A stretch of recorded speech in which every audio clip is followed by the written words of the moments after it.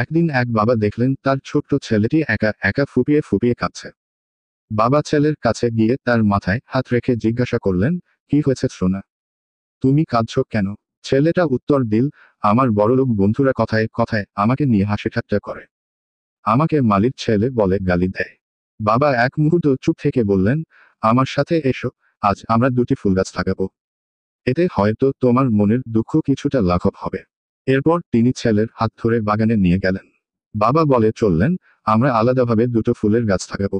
আমি একটির যত্ন নেব, তুমি অন্যটির।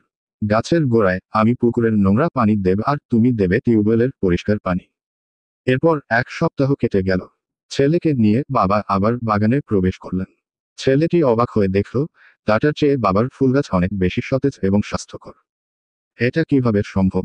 বাবা মৃদু হেসে বললেন, নোংরা পানি একটি গাছের বেড়ে ওঠাকে বন্ধ করে না, বরং ওটার দ্রুত বৃদ্ধির জন্য সহায়ক জৈব সার হিসেবে কাজ করে। তাই আজ থেকে মানুষের বিদ্রূপ আর বাজে কথাকে পাত্তা না দিয়ে মনোযোগ সহকারে নিজের কাজ করবে।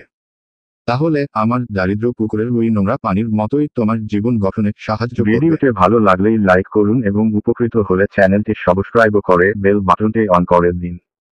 ধন্যবাদ।